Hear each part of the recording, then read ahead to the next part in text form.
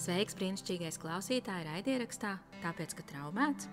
Šis ir raidieraksts, kurā var uzzināt viegli saprotamu informāciju par to, kā ikdienas dzīvē izskatās un tiek piedzīvotas psiholoģiskas traumatizācijas sekas.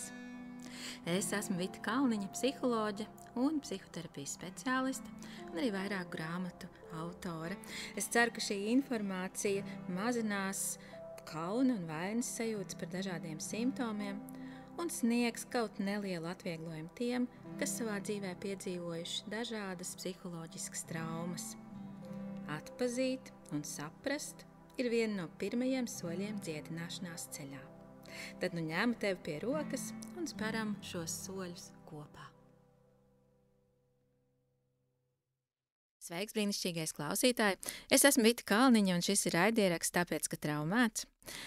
Šajā epizodē es vēlos ar tevi parunāt par medicīnisku diagnozi un traumu. Bet pirms es ķeros klāt pie tēmas, vēlos tev vēlreiz no sirds pateikt paldies, ka tu klausies, ka tu velti savu dārgo laiku, lai klausītos tajā, ko es stāstu par un ap traumatizācijām.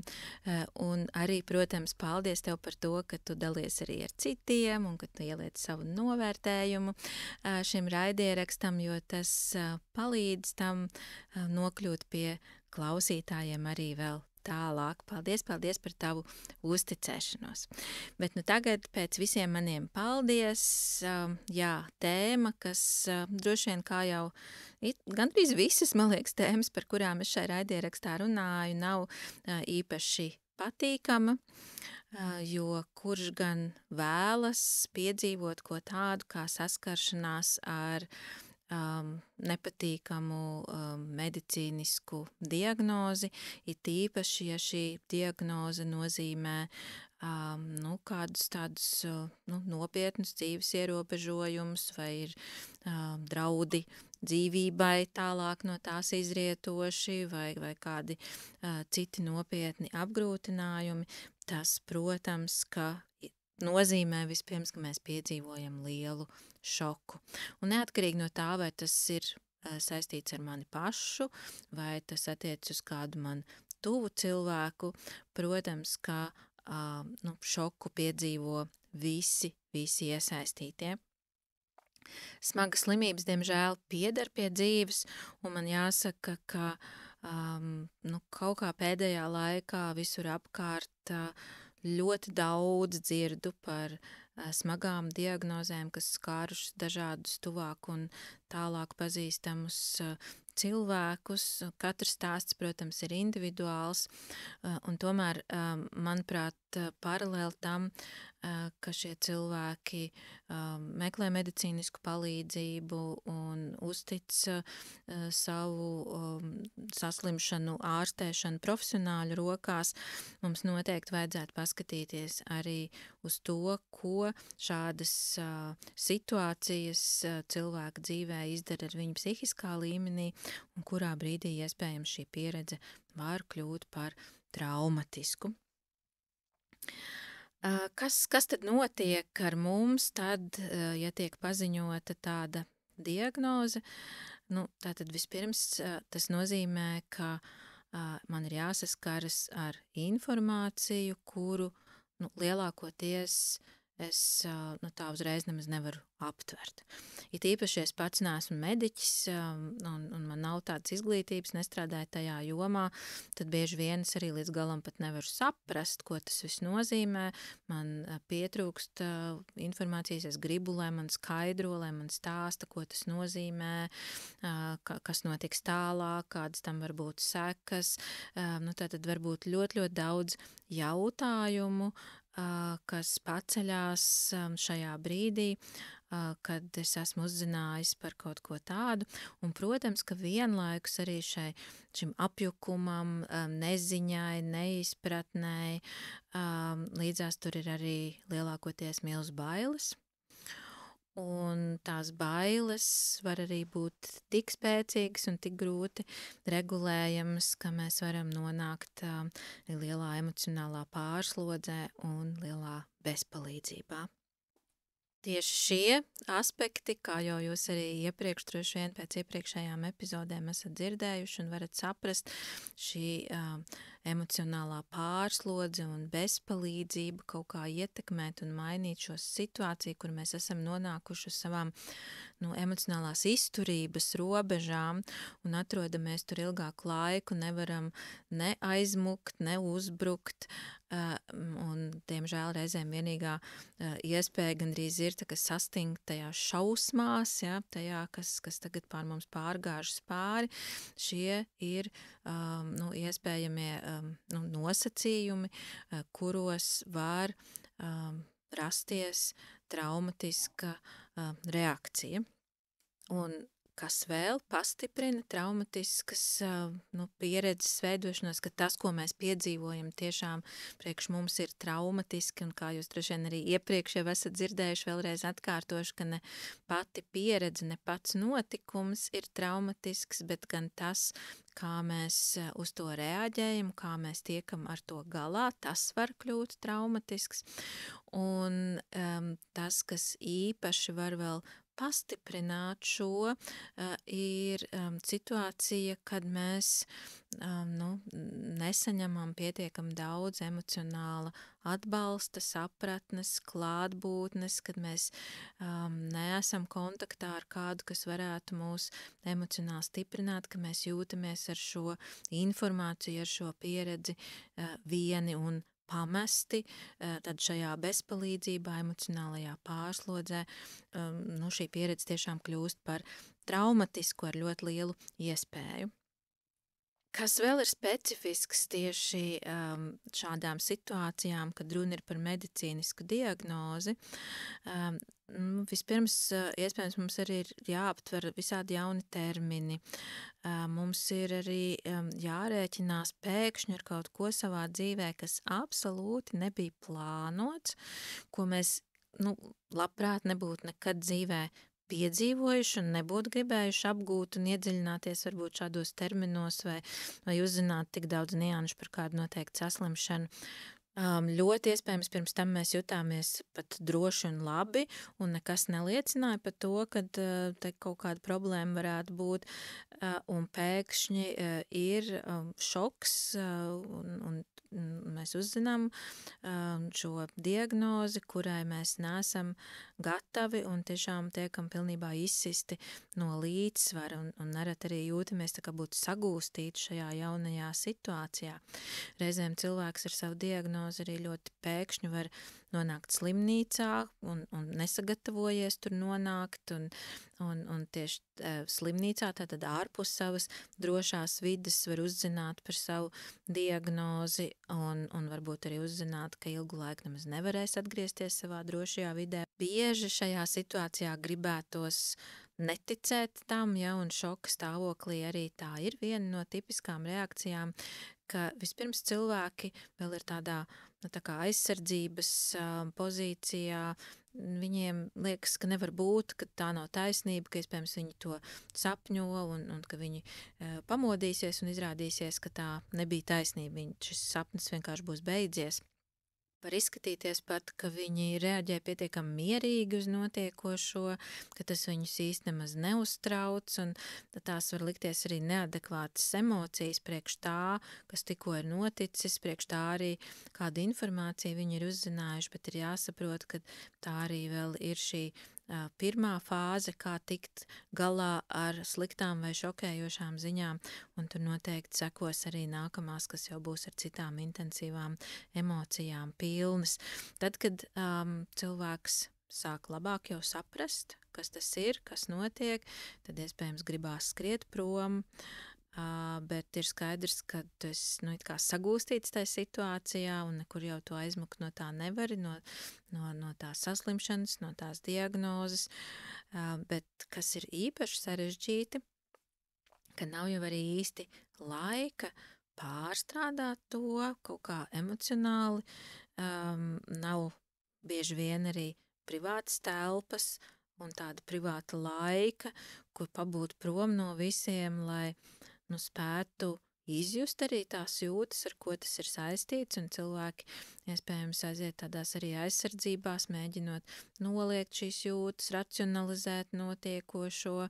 Dažādas tās stratēģijas varētu būt, kuram ir arī vispār dzīvē varbūt tuvāka un kas vairāk tiek praktizēta, bet jāsaprot, ka arī tīpaši tādā slimnīcas situācijā bieži cilvēks nemaz nevar pielietot arī tos iepriekšējos stresa pārstrādes modeļus, kādus viņš ir apguvis līdz šim citās situācijās, ka šī situācija ir tik atšķirīga no tām iepriekšējām un saistās ar daudz lielāku bezpalīdzību, privātās telpas trūkumu un vēl dažādiem citiem iespējams ierobežojumiem, kas arī individuāli varētu būt atkarīgi no katras atsevišķās saslimšanas un diagnozes. Vēl viena lieta, kas ļoti nomāca šos cilvēkus, ir atkarība gan no sistēmas, no medicīnas sistēmas, no slimnīcas sistēmas, no valsts, kaut kādu kvotu sistēmas un tā tālāk, kā arī atkarība no medicīniskā personāla. Šī atkarība arī ir diezgan grūti izturama, jo bieži vien gribētos saņemt varbūt vairāk informācijas, skaidrāku informāciju. Citreiz medicīnas personāls arī dažādi cilvēki sniedz atšķirīgu, reizēm pat drusku varbūt pretrunīgu informāciju, kas arī apgrūtina cilvēkam, kurš ir saslims, kaut kā šo informāciju integrēt un kaut ko ar viņu īsti iesākt. Tāpat arī atkarība tajā, cik bieži pie manis kāds pienāk, vai man vienkārši atnes zāles, vai arī pajautā, kā es jūtos, vai man piedāvā, piemēram, padzerties, ja es esmu izslāpis, vai tas vispār nevienu neinteresē, ja es nevaru pats piecelties un padzerties, tad kā es vispār šo varu risināt. Šī bezpalīdzība un atkarība pieaugušam cilvēkam, jo īpaši ir milzu stresa faktors paralēli visam tam, ko šī medicīniskā diagnoze nozīmē atkal tālāk viņa dzīvē ilgtermiņā. Un reizēm gribētos tā kā paņemt pauzi tajā visā, lai vispār to aptvertu, lai vispār tiktu galā ar visām tām jūtām, kas rodas šajā situācijā.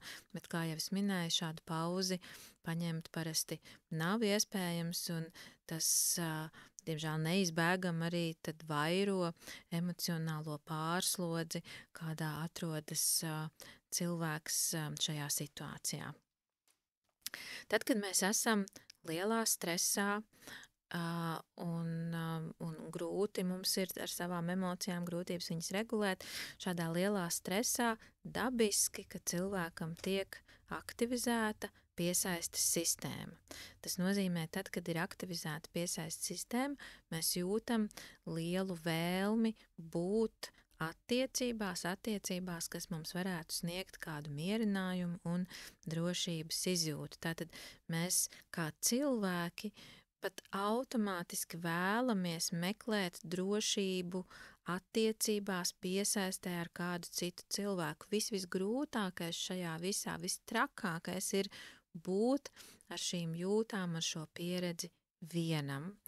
Un šis arī, protams, ir tas aspekts, kas vēl vairāk var pastiprināt pieredzes tādu traumatiskumu, kāpēc šī pieredze var kļūt traumatiska, ka es nespēju būt ar kādu kopā tajā un nav neviens, kas man tajā atbalstītu. Tas, kas ir vissāpīgāk, ja tajā visā nav klāt cilvēcisks siltums, un bieži vien tas pat nav par to, ka tas cilvēks, kas būtu līdzās, ka viņam būtu kaut kas īpaši jāsaka. Lielākoties cilvēki, kas ir tādā tādā eksistenciālā brīdī, kur ir tiešām ļoti, ļoti smagas lietas notiek ar viņu dzīvi, smags dzīves pavērsiens, bieži vien jau nemaz nav tādu īstu kaut kādu pareizo vārdu vai kaut kas, ko mēs varētu otram pateikt un kas to situāciju viennozīmīgi varētu atvieglot, bet Tad, kad trūkst vārdu un nav pareizo vārdu, tad tas, kas vienmēr sniedz atvieglojumu, ir vienkārši būšana klāt un ķermenisks kontakts. Respektīvi apsēsties blakus, uzlikt roku vai paturēt šī cilvēka roku. Tie ir žesti, kas sniedz cilvēkam, kas ir tādā situācijā, daudz vairāk nekā jebkuri vārdi, lai cik labi domāt, lai cik gudri, kur izlasīti, tas ir daudz nozīmīgāk. Tieši ķermeniskais kontakts un klātbūtne. Tāpēc tas, ko es varu ieteikt, ja tu esi līdzās kādam cilvēkam, kuram šobrīd nāks ietam cauri kādai saslimšanai, smagai medicīniskai diagnozei, vai arī tu esi līdzās kādam cilvēkam, kura ļoti tuvs cilvēks ir šobrīd šajā procesā, un šis cilvēks pārdzīvo par savu tuvinieku, atceries vienu no galvenajām lietām: paliec ar viņu kontaktā.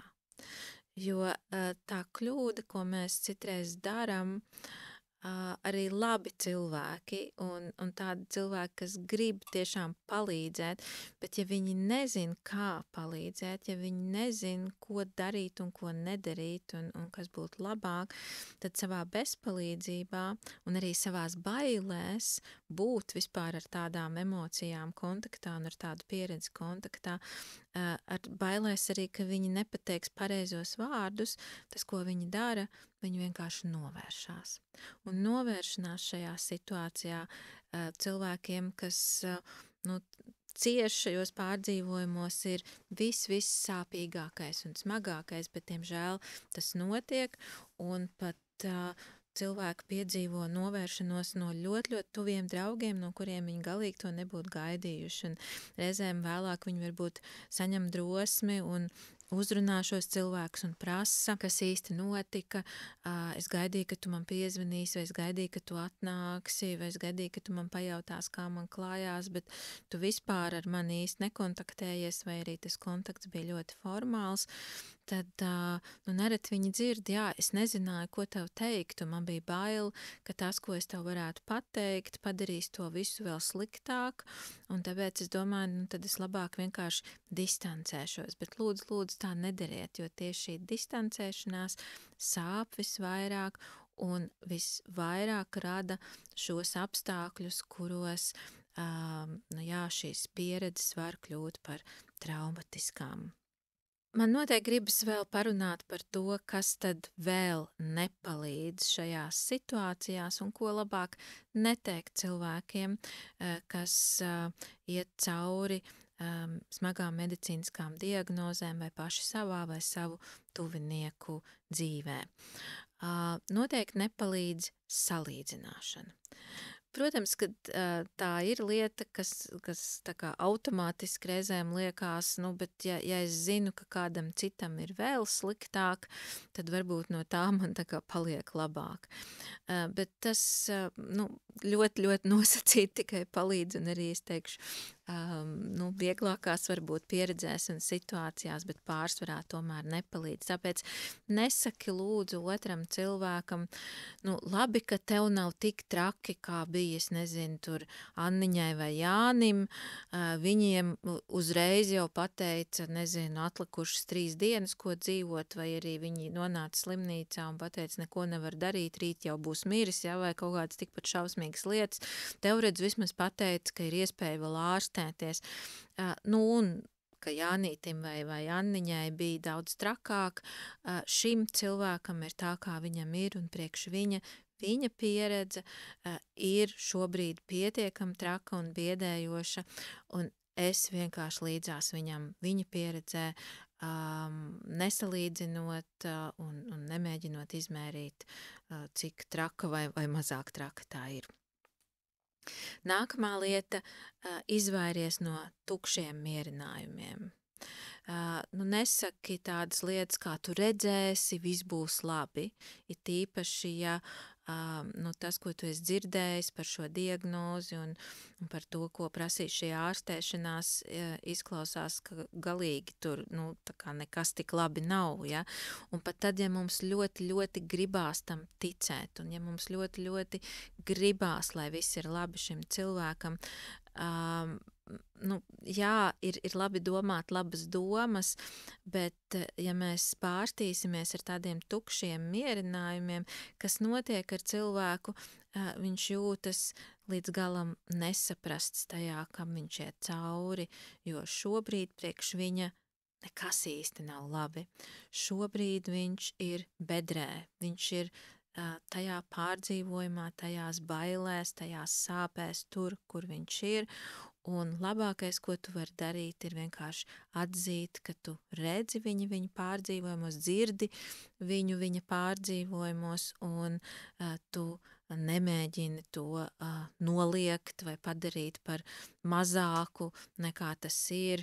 Tas var būt arī ļoti sāpīgi un aizvainojoši šim cilvēkam, lai arī tu esi gribējis tādā veidā viņam palīdzēt. Vēl viena lieta, ko nedarīt, ir lūdzu nerunā daudz par sevi. Jo citreiz ir tā, ka liekas, viņam ir tik traki, ko tad es te tagad uzdošu viņam jautājumus vai klausīšos, cik viņam ir traki, labāk pastāstīšu, kā ir man, vai pastāstīšu, kā es, līdzīgā situācijā, vai kā es risinātu šo lietu, ja es būtu viņa situācijā. Tātad ļoti sāku runāt par sevi un pievēršu uzmanību sev, ignorējot to, ka šī cilvēka vajadzība būtu, īstenībā vienkārši padalīties par to, kas ar viņu šobrīd notiek, parunāt par to, ko viņš domā, ko viņš jūt, ko viņam gribētos darīt, ko viņš jau dara vai ko viņš nespēja darīt. Tās ir lietas, par kurām tad vajadzētu runāt. Tie ir jautājumi, kurus uzdot un klausīties. Atkal paklusēt, iedot telpu, iepauzēt un atkal klausīties, nevis runāt par sevi. Nākamā lieta, ko nedarīt, vajadzētu izvairīties no tādas vaimanāšanas un šausmināšanās. Ak, Dievs, šausmas, kā var būt tik traki un kā tev kaut kas tik briesmīgs ir noticis, un tas gan ir ārprāts, un es vispār nebūtu iedomājusies, ka varētu būt tik traki, un tad es sāku raudāt līdzi un ķert pie sirds, un pati jau iekrītu panikas lēkmē. Protams, tā nav lieta, ko var šausmīgi kontrolēt. Un ja man liekas, ka es nevarēšu īpaši vadīt savas emocijas, tad varbūt man ir jāpadomā vispirms, kā tad dabūt sev kaut kādu atbalstu vai palīdzību, un tikai tad doties pie šī cilvēka un mēģināt sniegt atbalstu viņam, lai tas nepārvēršas par to, ka rezultātā viņš nevis saņem atbalstu no manis, bet sniedz vēl man atbalstu tajā. Un tajā vaimanāšanā mums reizēm ir tiešām arī tendence iekrist kaut kādās tādās galējībās, pārspīlējumos, kas noteikti nav palīdzoši tādā situācijā. Nākamā lieta, neiekrīti pārāk lielā tādā racionalizēšanā, teorijās. Nesāc gudri skaidrot kaut kādas lietas un stāstīt, ko tu sagūglēji un kā tas parasti notiek. Protams, informācija arī reizēm ir vajadzīga šiem cilvēkiem un mazliet, ja viņi paši to nav spējīgi atrast, var iedot viņu, bet nepārspīlēt ar to, jo tad, kad mēs runājam tādas teorētiskas lietas, tādas lietas, kas nāk tieši no galvas, kaut kas kognitīvs, tad mēs neesam savā sirdī, mēs neesam savās emocijās un mēs neesam tik labs un silts un iedrošinošs atbalsts šim cilvēkam, kāds viņam būtu vajadzīgs. Jā, teorētiskas runas un stāsti un skaidrojumi cilvēkam noteikti vajadzīgi, tīpaši no medicīnas personāla, kuru kompetence tātad būtu izskaidrot, kas ar viņu notiek un kas tiks darīts. Tā ir ļoti nozīmīga vajadzība cilvēkam ar kaut kādu saslimšanu, lai profesionālis izskaidro, kas ir un kas notiks. Bet, ja tu esi atbalsta persona, ja tu esi tuvinieks, tad neiekrīti tajā. Vai arī, ja tu esi arī mediķis, tad varbūt tur varētu vēl būt kāds cits cilvēks, kas sniedz arī vairāk tieši šo emocionālo atbalstu. Izvairies lūdzu arī no kaut kādiem padomiem, lai cik labi domāti padomi, tīpaši, ja viņi netiek prasīti, bieži ir tādi nepatīkami, tie sāpina, tie ievaino, katrā ziņā tie neļauj justies sadzirdētam un saprastam, ja, kā tev tagad būtu jārīkojas un kas tev pareizi ir jādara, manuprāt.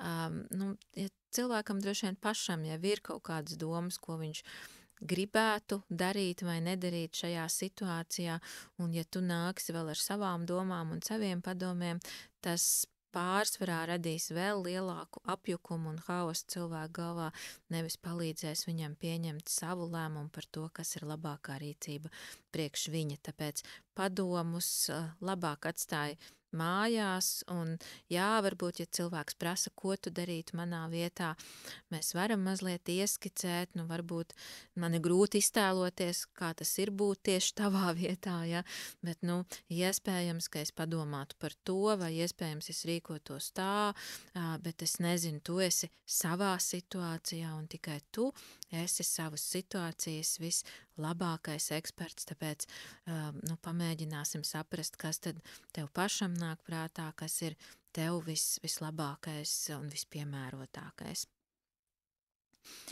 Izvairies arī no kaut kādiem tādiem skaidrojumiem un atbilžu meklējumiem uz kāpēc tā notika.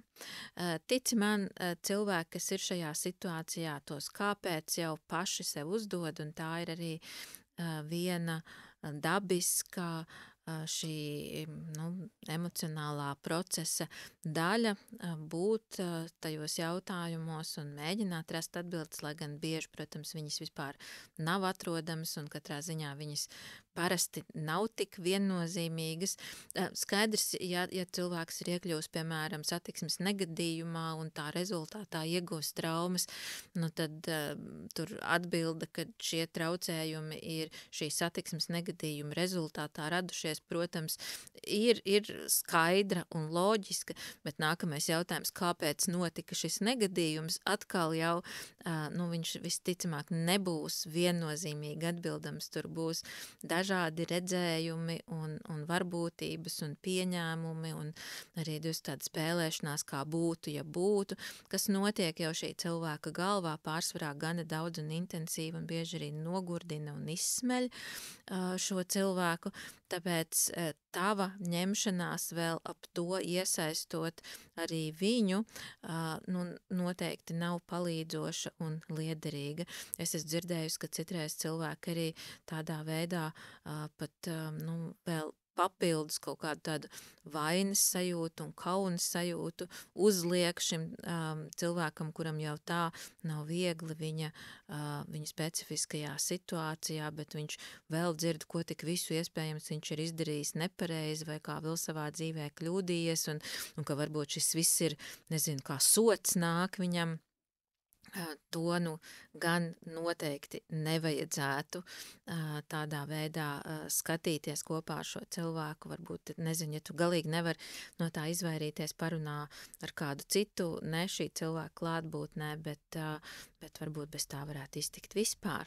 Ja gadījumā tu klausies mani un pats esi tajā situācijā, kad tev ir nepieciešams emocionāls atbalsts un pašam ir kāda medicīniska diagnoze, un tu atpazīsti pēc šīm lietām, ko es saku, ko labāk nevajadzētu darīt, tu atpazīsti kādu cilvēku, kas ir tavā paziņu draugu radu pulkā, un iespējams tu ik pa laikam ciet no šī cilvēka izpausmēm, kuras es tikko aprakstīju, tad lūdzu saņem sevī tos visus spēkus, kas tev šobrīd ir atlikuši, lai novilkt robežas ar tādiem cilvēkiem. Tu vari pirmkārt, protams, lūgt viņiem tā nerunāt, vai par to nerunāt, vai tādā veidā nerunāt, un ja viņi nav spējīgi šo lūgumu uzklausīt, tu vari lūgt arī viņiem nenākt vairs pie tevis vai nezvanīt tev, ja vien viņi nav spējīgi izvairīties no šāda veida runām tavā klātbūtnē. Vēl varbūt tāda neliela lieta un tāpat laikā ļoti liela lieta, kas ir svarīga cilvēkiem, kas ir smagā veselības situācijā ar kādu smagu medicīnisku diagnozi. Es patiešām no sirds esmu pārliecināta, ka tas, ko šie cilvēki ir pelnījuši savā situācijā, savā dzīvē, ir patiesība.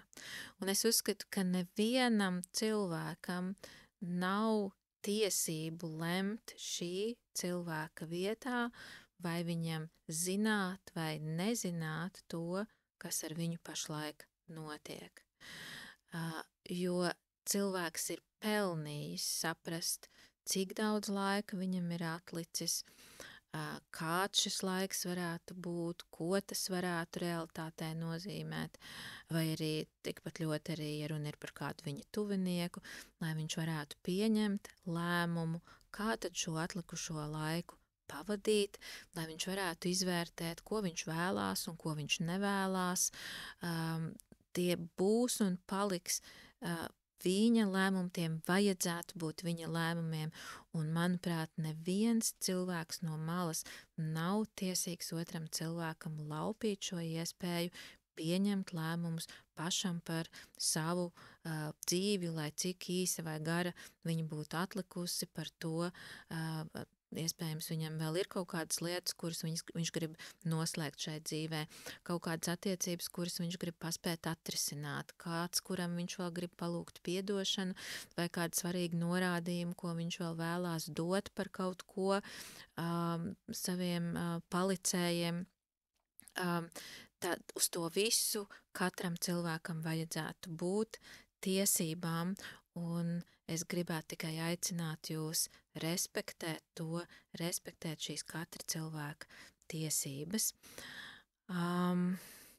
Jā, un droši vien nebūt pārāk traģiskiem, tas būtu svarīgi esot līdzās un arī pašam esot tajā situācijā, spēt arī ieraudzīt brīžus, kuros mēs varam par kaut ko smieties, jo humors var būt dziedinošs, un te, protams, ir jābūt ļoti jūtīgiem, lai tas nepārkāptu kādas jūtīgas robežas un nebūtu ievainojošs, bet vienlaicīgi humors arī smagos dzīves brīžos ļoti, ļoti var palīdzēt un ļoti var atslogot, jo citreiz mēs esam noguruši raudāt, un raudāšana, protams, ir viena lieta, kas var iedot tādu atslābumu vismaz uz laiku, un raudāšana arī darbojas kā analģētiķis, ja mēs domājam par tādām emocionālām sāpēm, tad kādu brīdi pēc raudāšanas mums sāp mazāk, ja, un tad pamazām atkal sāpes atgriežas, un tad atkal vajag paraudāt, un atkal šīs sāpes mazliet atstājās no mums, bet darbojās arī smiešanās, darbojas arī iespēja par kaut ko kopā pasmieties, ir tīpaši kopīga smiešanās, tāpat kā kopīga paraudāšana. Tās ir arī tādas palīdzošas, dziedinošas lietas, un ļaujam būt abām divām, kas atkal, protams, var būt ierobežojoši cilvēkiem, ir tīpaši, kas ir slimnīcā, stacionārā, un tomēr cenšamies kaut kā dabūt to iespēju, lai tas tur ir. Un vienlaikus, lai arī humors ir laba lieta, lūdzu neizliksimies pozitīvāki nekā tā situācija ir. Tātad tādu toksisku pozitīvismu nemēģināsim ienest šajā visā, kur mēs kā tādi, klauni, tad domājot tiešām tādu sliktāko nozīmi tam visam, jo, protams, es zinu, ka bērnu slimnīcā ir daktari klauni, kas brīnišķīgu darbu dara, bet šeit es domāju tādu izlikšanos teātri pašiem sev un arī šim cilvēkam, kuram ir šis smagais pārdzīvojums, ka mēs izliekamies, ka viss ir ideāli, viss ir forši, viss ir superīgi, bet īstenībā visi mēs zinām, ka tā nemaz nav. Tāpēc, saglabājot patiesību, tādu godīgumu un tomēr arī atšķaidot to ar kādu, ar kādu humoru kādā brīdī, tas būtu tas veids un tā attieksme, kas varētu palīdzēt, ejot cauri šādam sarežģītam dzīves posmam, ko tad ienes smaga saslimšana, smaga medicīniska diagnoze. Un es domāju, ka ļoti, ļoti bieži, protams, ka šīs medicīniskās diagnozes nes sev līdzi traumatizācijas, bet šīs traumatizācijas var būt smagākas, tad, ja mēs esam vieni un pamesti tajā un nesaņemam emocionālu atbalstu, bet viņas var būt tomēr vieglākas, ja mums ir līdzās kāds nozīmīgs cilvēks, un tāpēc būsim šie cilvēki, kas ir līdzās citiem, un arī meklēsim šo kontaktu ar tiem, kas mums var tādu mierinājumu sniegt, ja paši esam tādā situācijā. Nu tā, paldies, ka klausījāties. Es ceru, ka šis arī bija noderīgi, un no sirds vēlu jums un jūsu tuvajiem labu veselību, lai tas, ko es te stāstu, varbūt nemaz nav jāliek lietā. Bet ja tas ir jāliek lietā, tad jūs varat saglabāt tādu sirdsgudrību un palikt labās attiecībās ar sevi un citiem. Lai jums izdodās un tiekamies atkal pēc 2 nedēļām.